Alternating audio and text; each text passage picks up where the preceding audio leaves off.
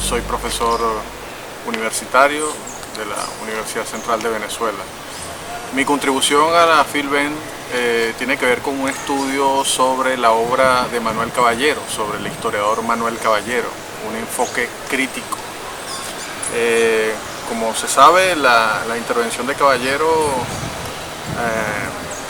ocurrió, la intervención, digamos, intelectual, la producción intelectual de Caballero ocurrió básicamente, digamos, lo grueso de su producción hacia el final, durante la década de los 90 y primeros años del presente siglo. En ese momento ocurría en la sociedad venezolana un proceso de movilización, de politización política importante. Y en ese contexto los intelectuales, ¿no?, que se dividieron de uno y otro bando, tuvieron a su favor auditorios, seguidores que discutían permanentemente sus planteamientos. En todo caso, los intelectuales tenían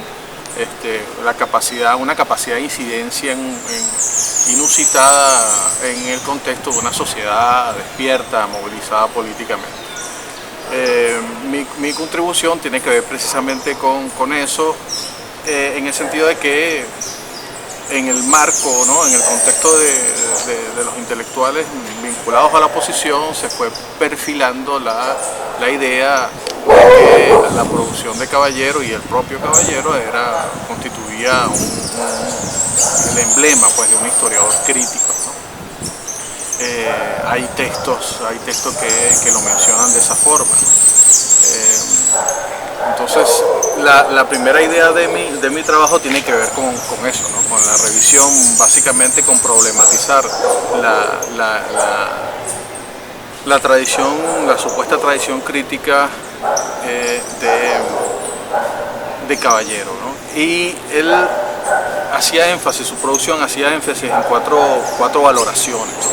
La primera, según la idea de historia que tenía, la primera era que la historia no debía ser una historia mítica, o no debería reproducir los mitos sociales.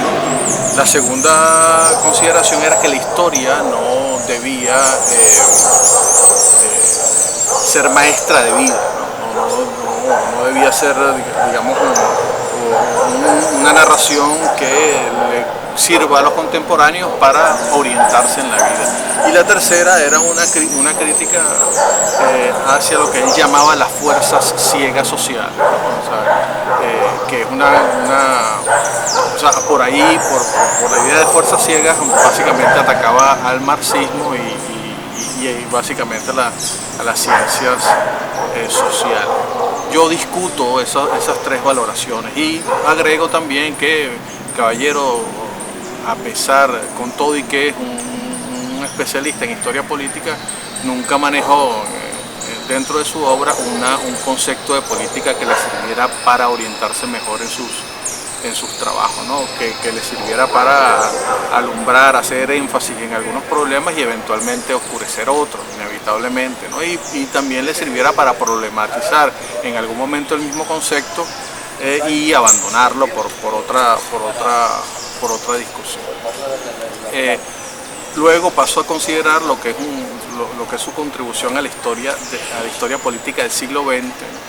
Y sostengo allí que la conclusión es que es una obra bastante justificativa, históricamente justificativa, de la hegemonía anterior que vivió Venezuela desde 1958 hasta la llegada del chavismo al ejercicio del poder. Y esa es una justificación, digamos, bien elaborada, que comienza en el año 28 con la intervención de lo que luego se llamó la generación del 28 y que, bueno, va a continuar hasta finales de la década de los 90, ¿no? Curiosamente, Caballero sostiene que en esas primeras décadas de los 90 él habla con alguna razón de la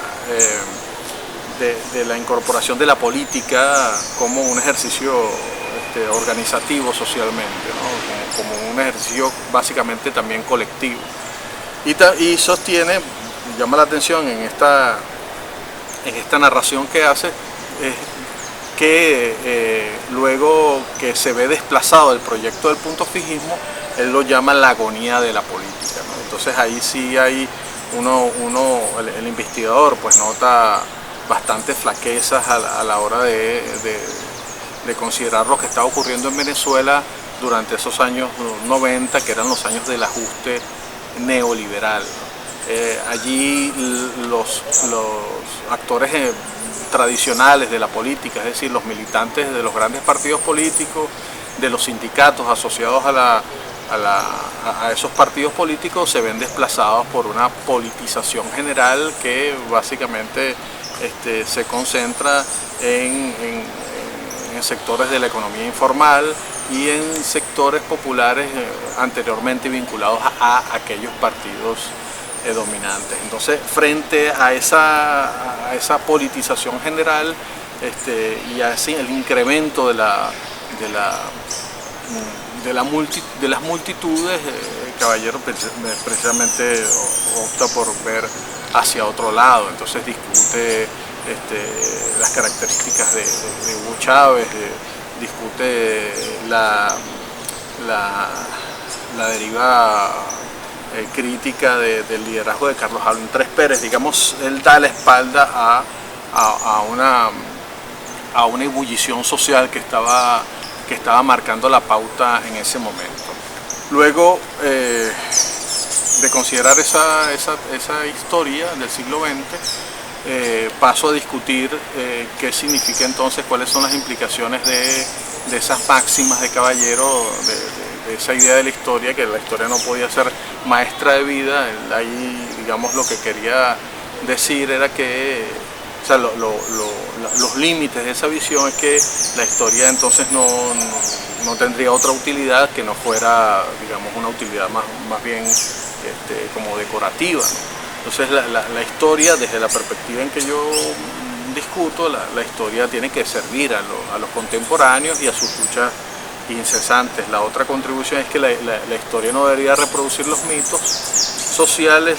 Yo sostengo que los sectores populares producen permanentemente mitos, ¿no? Y esos mitos en algunos contextos legitiman el orden arbitrario, pero en otros contextos, como lo que ocurrió en la Venezuela de principios de siglo, motorizaba movilizaciones populares permanentemente, ¿no? Y la crítica relacionada con las fuerzas ciegas de la historia tiene que ver con un desdén, con un desdeñamiento, con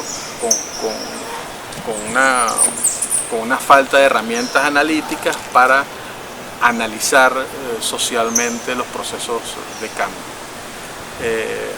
Seguidamente contrasto ese conjunto de contribuciones de Caballero con una obra que yo creo que es fundamental, que es la de Fernando Coronil, que se llama El Estado Mágico, Naturaleza, Dinero y Venezuela, y precisamente en ese texto hay también una idea de la historia, también hay una idea del siglo XX y hay un ejercicio mucho más analítico de lo que fue toda la experiencia del puntofijismo en Venezuela, ¿no? En últimas, creo que la contribución de Fernando Coronil sí presenta un desafío a las elaboraciones convencionales de la historia y recupera la política como un ejercicio crítico de los análisis